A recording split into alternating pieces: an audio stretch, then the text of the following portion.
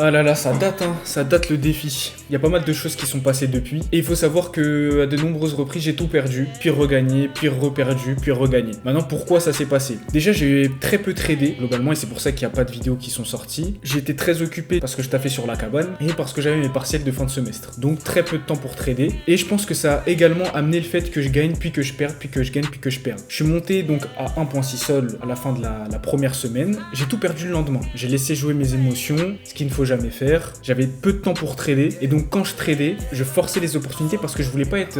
C'est facile de craquer quand tu trades pas et donc il y a toutes les opportunités qui arrivent, tu vois des tokens monter à 30 millions en une heure, plein de tokens monter à des millions de market cap et quand toi tu trades, il y a rien qui se passe. En même temps, c'est logique, si tu trades 3 heures en 3 jours, t'as peu de chances de tomber sur les meilleures opportunités. Et moi ça a été mon cas, donc j'étais très occupé. Quand je tradais, je voulais trader justement, je voulais acheter puis revendre. Donc ça a été un mauvais mélange et je sais que quand je respectais ma stratégie, je montais bien. Quand je forçais, je reperdais. Donc je suis monté à 1.6, j'ai tout perdu le lendemain en une soirée.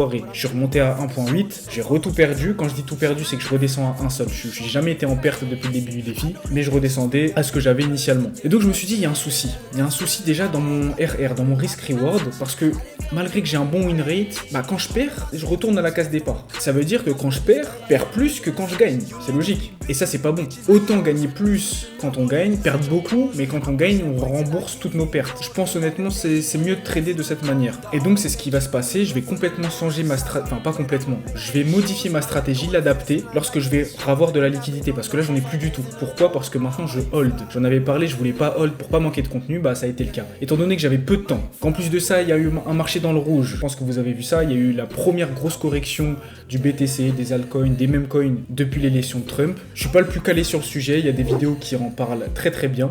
Donc de ce fait, il y a très peu d'opportunités dans les meme coins. C'est plus difficile de faire de l'argent, surtout quand il y a peu de volume. On est en plus en période de fête, de fin d'année. Donc très peu de volume. Donc je me suis dit, bon, j'ai pas le temps. Je pense que c'est pas le meilleur moment pour trade. Donc je vais hold. Et je suis tombé sur un token qui m'a énormément plu. On l'a découvert dans le groupe dans lequel on trade tous. Et donc ce token m'a énormément plu. Et je me suis permis de hold pour toutes les raisons que j'ai déjà évoquées. Et ce token, je l'hold toujours. Toute ma liquidité est dans ce token. Et c'est pour ça que je peux pas faire d'autres vidéos. Et je suis obligé, entre guillemets, d'attendre le prochain pump pour pouvoir vendre et pouvoir retrader, reproposer du contenu par rapport à ce défi. Et une fois que je récupérerai ma liquidité, comme je l'ai dit, je vais pouvoir adapter ma stratégie, améliorer mes RR par trade, tout en respectant ce que je faisais initialement, parce que ça a payé par contre. Mes entrées, elles ont toujours été excellentes, donc ça au moins c'est un bon point. Et en adaptant ma stratégie pour avoir de meilleures sorties, c'est-à-dire hold plus longtemps pour avoir un meilleur RR, plutôt que hold pour gagner entre guillemets peu, alors qu'on peut en gagner beaucoup plus, parce que des bons calls, j'en ai fait plusieurs, j'en ai fait plein, mais j'en profite pas de ces bons calls.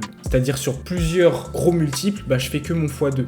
Des fois même moins. Mais on reviendra dessus plus tard quand je pourrai retrader. Donc quel est le token dans lequel toute ma liquidité est bloquée? Il s'agit donc de Jail. Jailbreak Me. Donc pour faire simple, Jail c'est une application ou un site décentralisé où n'importe quelle société, organisation, n'importe quel agent IA peut être testé grâce aux utilisateurs qui vont essayer donc de le jailbreak. Et en réussissant à le jailbreak, ils vont gagner des récompenses. Pas des petites récompenses. Comme on peut le voir, on a eu une personne par exemple en jailbreakant Myrios qui a gagné plus de 100 000 $. Et donc depuis voilà, tout ça c'est des tournois qui ont été créés par Jailbreak Me dans lesquels n'importe qui peut envoyer des messages pour essayer de jailbreak l'agent IA et lui faire faire des choses qu'il soi-disant ne doit pas faire. Et en fait ça permet de mettre en avant les possibles vulnérabilités qu'un agent IA peut avoir et donc améliorer leur sécurité. C'est pour ça que j'y vois un énorme potentiel parce que des agents IA, il y en a de plus en plus qui s'en créent, il y en a de plus en plus dans les meme coins et l'IA généralement dans les meme coins prend une ampleur énorme et je pense sincèrement qu'il y aura un énorme pump autour de cette méta un jour ou l'autre parce qu'elle est encore très récente, ça fait que 2-3 mois qu'elle est présente, donc on est encore qu'au début. Et donc voilà, on peut voir qu'il y a même certains tournois qui sont un petit peu à but humoristique, comme par exemple ce tournoi qui a été fait soi-disant pour les personnes qui n'ont pas beaucoup de revenus, qui n'ont pas beaucoup d'argent, autour d'un agent IA qui travaille au McDo, et donc c'est pour ça que le prix pour gagner a été très faible, parce que ce gain finalement, est basé sur le nombre de messages qui ont été envoyés, mais surtout sur le prix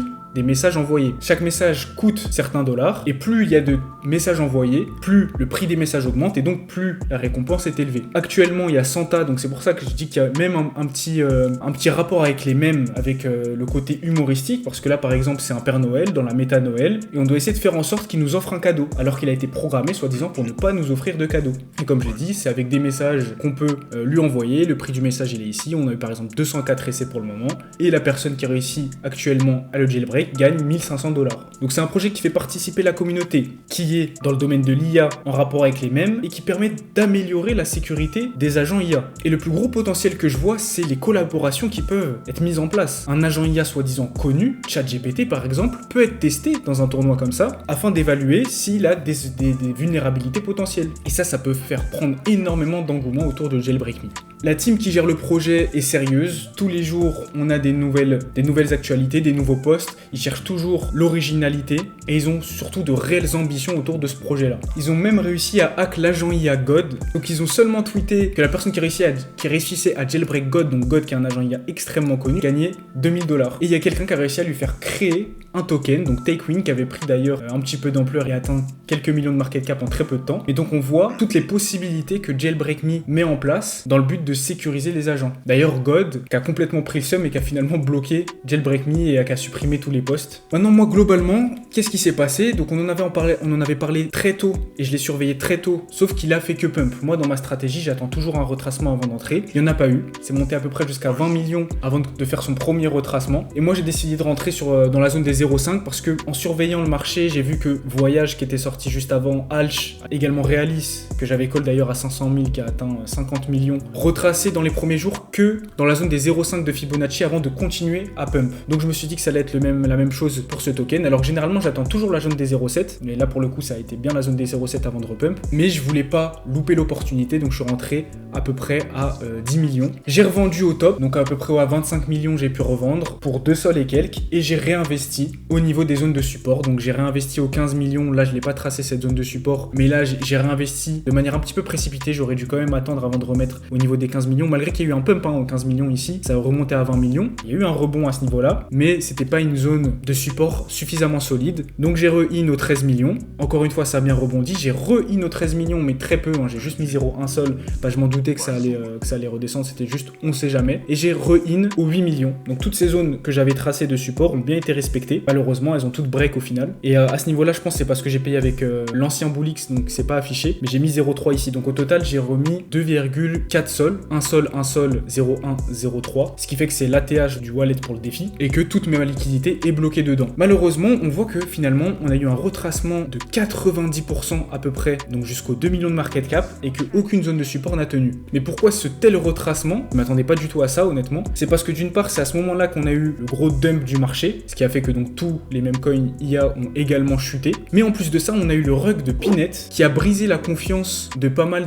d'investisseurs. Et donc on a eu pas mal de foot sur Twitter, de nombreuses personnes qui disaient que Jailbreak allait rug. J'ai douté, honnêtement, à partir quand j'ai vu que ça a même pas rebondi au niveau de la zone des 0,7, j'ai commencé à vraiment douter et à penser à un rug. Finalement, ça m'étonnerait très très fortement que c'en soit un parce que la team est toujours active. Les développeurs cherchent toujours à améliorer le projet et sont toujours très investis dans le projet. Donc ça me rassure énormément. Et je pense sincèrement qu'avec un pump en janvier, après l'arrivée au pouvoir de Trump et globalement, comme j'ai dit, un pump des cryptos, des mêmes coins liés à l'IA, le pump de Jail semble inévitable, sachant comme j'ai dit qu'il suffit d'une collaboration avec un agent IA assez connu pour que ça repump, ou simplement d'un jailbreak qui fait partie de la communauté donc de jailbreak qui hack un agent IA comme ils l'ont fait avec God. Et dernière chose, il est important aussi de noter la similitude qu'il y a avec Freza sur la blockchain ETH et qui a 200 millions de market cap et qui également avait mis en place un système de tournoi pour essayer de hacker Freza et récupérer ses fonds. Donc il y a des similitudes, mais le but final n'est pas le même parce que chez Freza, le but a été seulement de hacker Freza, alors que sur Jailbreak, on peut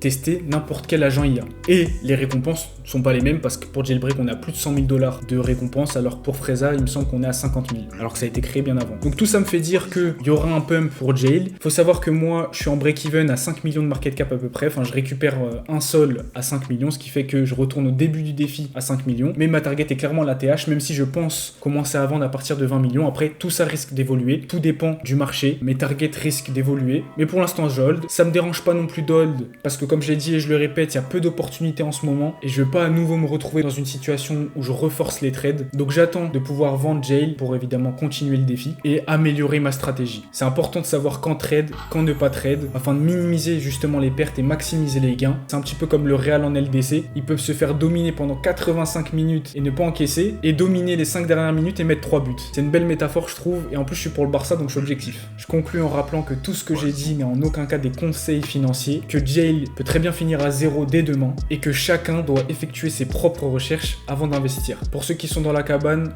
on se pète dedans. Salut la famille.